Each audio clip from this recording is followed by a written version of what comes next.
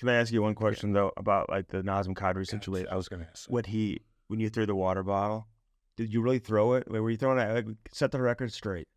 What'd you do? You threw the bottle at him. He's doing an interview, and then he's like, he just threw a bottle at me. The victim. Did you feel like he ran you on purpose in that situation?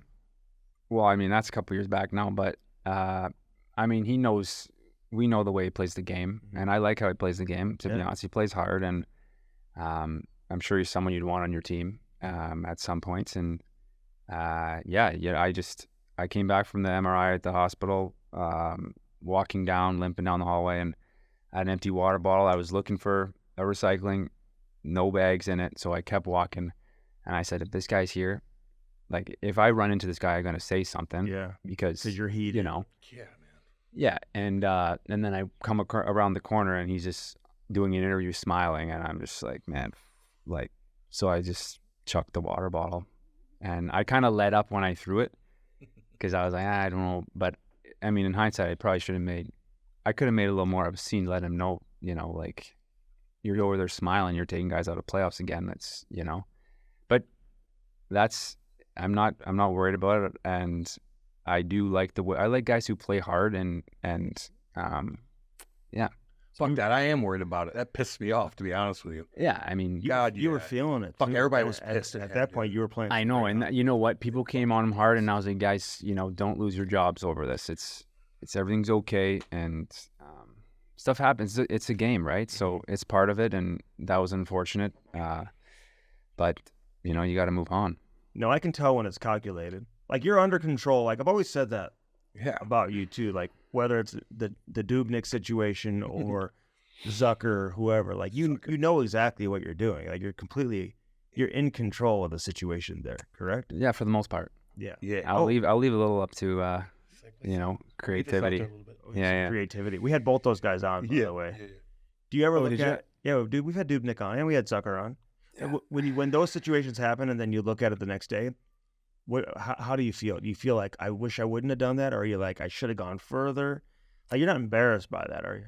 No, it depends. And it's just different points in my career. And at the time, that's what, you know, I was about. And yeah, I don't mind making a little noise sometimes. And then, like, you know, I might be a little misunderstood in the journal reporter industry, but I feel like I don't think they do, but I hope they understand that, you know, sometimes that does create stories and more stuff to talk about. So yeah, I just kind of keep moving. You know, I'm on a mission to win hockey games, and that's where my mind's at, so I'm on to the next one. You came close, what was it, a couple years ago? Marc-Andre Fleury. Yeah, baby. Were you like, uh-oh, it's going down now? This is like that story, because he was shaking his hands at me a couple games prior, and then what is that? I heard, like this. yeah, like, kind of. Let's go. And then I heard through a mutual contact, he, why is that so funny?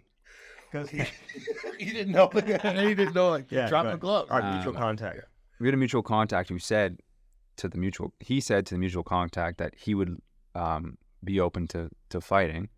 And I saw an interview one time that he did, and he said, someone asked him, is there anything left you want to do in the league? And he said, I want to get in a goalie fight. Yeah. And I like Marc-Andre Fleury. I looked up to him, his style, the way he plays. You know, he's a good teammate. So, you know, he was on the moment, and I presented the moment, and he answered it. He came down, and it's tough. I felt like that was the moment. Mm-hmm. But obviously didn't go down. So what the linesmen say? No. Yeah, we're just like, get out of the damn way. We were kind of just like, come on. But I know it's their job too, right? Like, they're probably told never to let the goalies go unless it's. Is that what they're told? I'm just assuming. Say yeah, I'm just assuming, but I don't know. And so it is what it is. There's no, you know. Well, now that the word is out, you're taking the boxing lessons. Nobody's going to want to fight. What if you fought him and his beautiful teeth, and you caught him and knocked his 2 teeth out? Oh my God. His white. I don't know if that would happen. Oh, they look man. pretty strong too. They do look thick. very They look strong. thick. They look some. Your strong hand will be teeth. busted up. Yeah, Dude. no. Yeah. Protect your body. Well, next year's his last year. I feel like we. Yeah, he'll go. Yeah, Let's set this up. that'd be hilarious. Okay. Buckets off at center ice. Do it for the fans. It'd be hilarious. Oh, the fans would love it. Oh, No, God. I don't know. You look up to some of those old school goalies who were like, I mean, Here comes Shovel Day. Oh no, like Ron Hextall and some of those guys. You ever watch old school video of those guys? Oh, I've seen the videos. What do you think of those guys? We don't have too many like that anymore. No, not too many.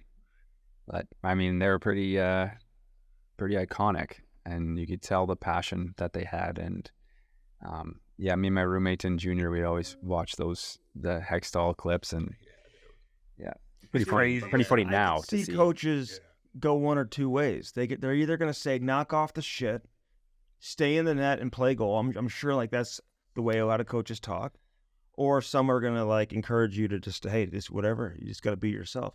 Well, I think it really depends how the team's doing. You know, there's times where I've done it in the past, but our team finds a way to win and we're having success, and it's nothing, right? So it just depends on the situation too. How is Chief and the momentum with you? Chief is great. I love Chief. We all love Chief. Yeah.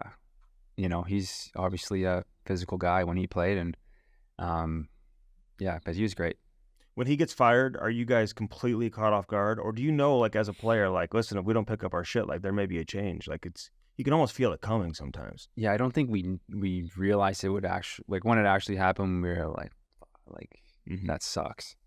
But it's something, you know, you sense something's gonna happen, and there's meetings that happen, and we're like, we got to get going, or you know, anything can happen, and it's no fun. Do you call him after that night, or do you?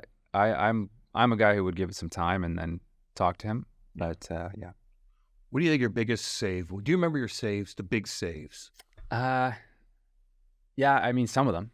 What's your big? What do you think the biggest one where you made that save and you're like, okay, you're damn right, I'm in this bad boy. Was it the one when Ben came around in Game 7 against Dallas? No. Maybe a couple of those bad boys in Game 7 against Boston. In the first you remember those, but I would say, like even in that last game of the season versus Dallas, there's an overtime glove save that, you know, I was like, that felt nice. Yeah, that felt nice. You get one or two of those a game. Down low. In the NHL, you know, other teams getting chances no matter what team. So you got opportunities to make saves.